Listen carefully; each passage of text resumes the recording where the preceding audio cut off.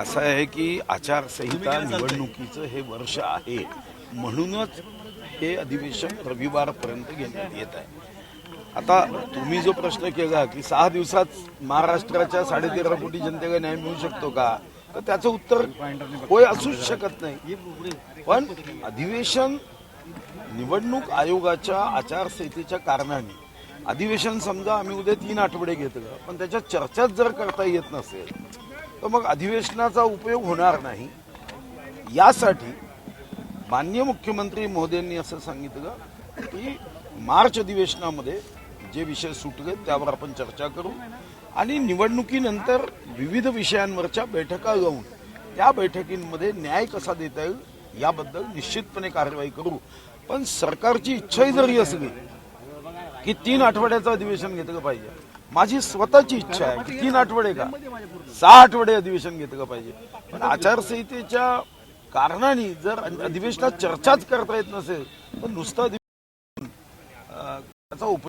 विरोधी पक्षनेत्याच्या बाबतीत असं कळतंय की भाजपकडनं असा प्रस्ताव देण्यात आलेला आहे की खालच्या सभागृहांमध्ये विजय वडेट्टीवार आणि वरच्या सभागृहांमध्ये अनिल परब ही नावांच्या बाबतीत असा काही प्रस्ताव देण्यात आलाय का किंवा अशी काही चर्चा झाली आहे का? मला वाटतं असा प्रस्ताव भारतीय जनता पार्टी कसा काय देईल? उद्या काँग्रेसचा अध्यक्ष कोण असेल किंवा उभाटाचे प्रमुख कोण असेल भारतीय जनता पार्टी ठरवेल।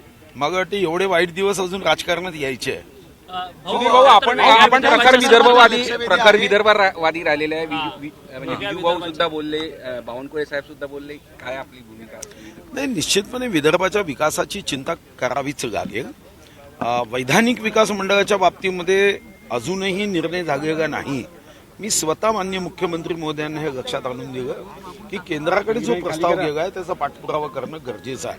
विदर्भाची लोकसंख्या 23% होती जेव्हा आम्ही संयुक्त महाराष्ट्रात आलो, ती आता 20% झाली आणि याचं कारण विदर्भाच्या जनतेमध्ये काही अडचण आहे असं नाही आहे। याचं कारण की संधीची उपलब्धता ही मुंबई पुण्यापेक्षा आम्हाला या भागात वाढवावी लागेल आणि त्यासाठी आपल्याला उद्योग क्षेत्रामध्ये मोठं काम करावं लागेल, या ठिकाणी शैक्षणिक क्षेत्रामध्ये मोठं काम करावं लागेल।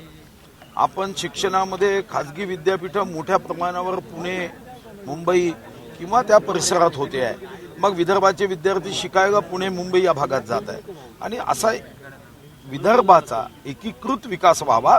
आणि यासाठी मी काही आमदार मोदींशी चर्चा केली आहे, काही सामाजिक संस्थांशी चर्चा केली आहे। आज 7:30 वाजता उद्योग क्षेत्रातल्या लोकांशीही माझी बैठक आहे, ती याच कारणासाठी की विदर्भाच्या संदर्भामध्ये आम्हाला एक मॉडेल डेव्हलपमेंट प्लॅन हा लोकांकडून घेऊन हा सरकारला सादर करायचा आहे। अन्यथा मुंबई भागामध्ये MMRDA क्षेत्रामध्ये लक्षावधी कोटीची कामं होतील आणि विदर्भ तसाच वंचित राहील।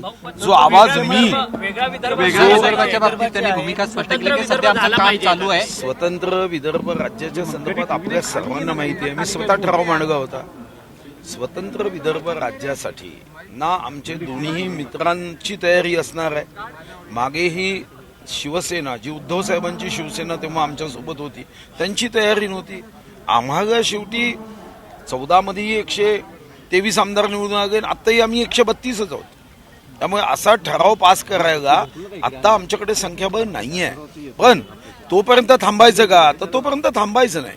विदर्भाचा आर्थिक, सामाजिक, सांस्कृतिक, आध्यात्मिक, कृषी क्षेत्रामध्ये, आरोग्य क्षेत्रामध्ये, रोजगाराच्या क्षेत्रामध्ये, उद्योगाच्या क्षेत्रामध्ये सर्व व्यापी सर्वंकष विकास व्हावा यासाठी आम्ही एक मॉडेल तयार करून मात्र देणार। यापुढे जर बहुमत आलं तर वेगळा विदर्भ होईल का? नाही, तो जेव्हा बहुमत लोक देईल तेव्हा कदाचित पक्षांनी केलेल्या निर्णयाबद्दल आम्हाला आमच्या वरिष्ठांसोबत भेटता येईल।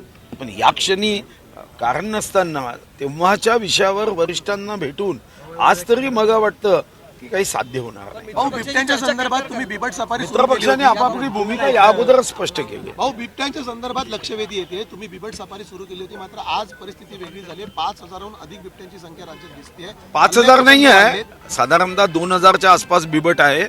त्यासाठी 3 गोष्टी करण्याची आवश्यकता आहे। एक, जसं ताडोब्यामध्ये आपण प्रायोगिक स्तरावर AI आर्टिफिशियल इंटेलिजन्सचा उपयोग केला होता, ज्याचं कौतुक मन की बातमध्ये माननीय मोदीजींनी केलं होतं, त्याचा विस्तार केला पाहिजे।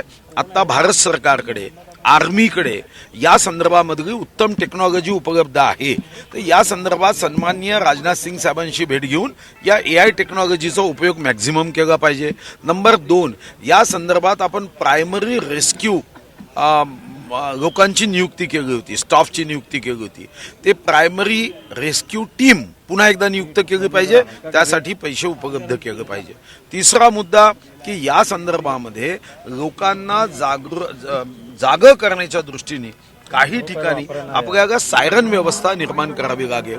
आणि शेवटचा मुद्दा की ज्या ठिकाणी जंगल कमी आहे त्या ठिकाणचे बिबट हे जेरबंद करून सफारीमध्ये सोडले पाहिजे, सफारीचा साईज वाढवला पाहिजे. नसबंदीचा प्रयोग केला जातो तुम्हाला वाटतं? नसबंदी करता येईल, नसबंदी सुद्धा यशस्वी होऊ शकेल. भारत सरकारची परवानगी घेऊन ती नसबंदी केली पाहिजे आणि जास्तीचे बिबट हे इतर कोणत्या राज्यामधल्या जंगलात हवे असतील तर ते दिले पाहिजे. आणि काही बिबट ज्यांनी माणसावर हमले केले त्यांना आपण जेरबंद करतो ते देशाच्या विविध ठिकाणी झू मध्ये दिले पाहिजे.